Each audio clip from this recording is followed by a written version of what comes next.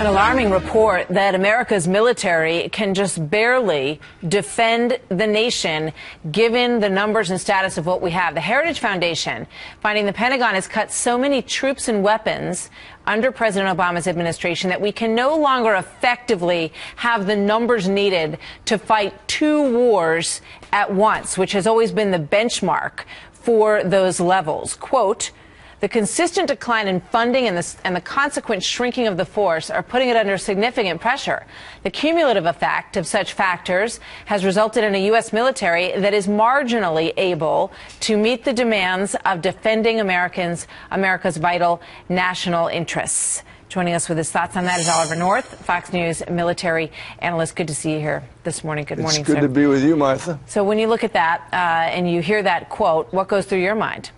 Well, you know, I've been covering this military of ours for the last 14 years. I've seen them in combat. I've seen them here in the States. I go to the hospitals to see them after they get wounded, and I've been to far too many funerals at places like Arlington.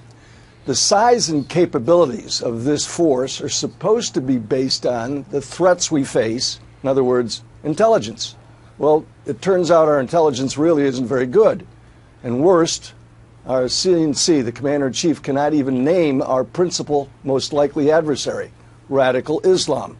The mission of this total force, soldiers, sailors, airmen, guardsmen, Marines, is to deter war and win one if we have to fight. Once again, this administration can't even define victory in the war that radical Islam is waging against us. Since World War II, and the report acknowledges this, the United States has enjoyed a technological edge over present and potential adversaries. But the most important component in every branch of the service are the people who volunteer to serve. We have today the best educated, trained, led, equipped, and most combat experienced force in history. They operate and maintain the most sophisticated weapons and equipment ever employed on the battlefield.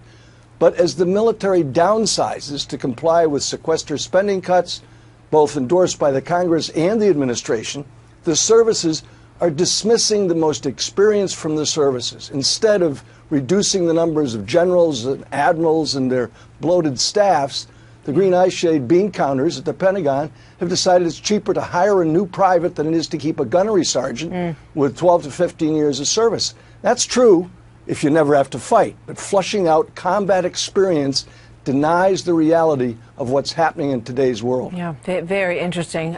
So you're saying, as I know you've always said all these years, that we have the best fighting force, the smartest fighting force in our volunteer services that we've ever had, but that the resources are being cut, and that's what would prevent them from being able to confront two enemies at once, which has always pretty much been the benchmark. You want to be prepared to be fighting one war if you have to, and not be hamstrung if another conflict arises at the same time, right?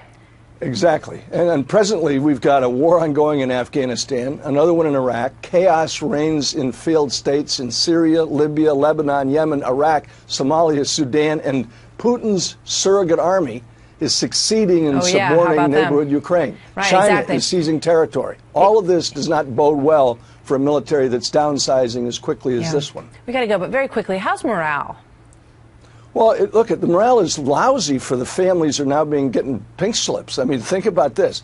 A Marine gunnery sergeant with 15 years of experience, multiple deployments, is told, thank you very much for your service. We want you out early. And so you hire a private to replace him. You cannot replace combat experience. You can build a tank in days, you can build an airplane in weeks, you can build a ship in months, but you cannot build combat experience without combat and years of it. That's what we've got that's so good about this, because rough men with rifles are still going to be needed. Now, we hear from our inner cities that it's nearly impossible to fire a teacher. But apparently, it's not so hard to fire a gunnery sergeant. It's really interesting. Colonel North, as always, thank you very much. Martha.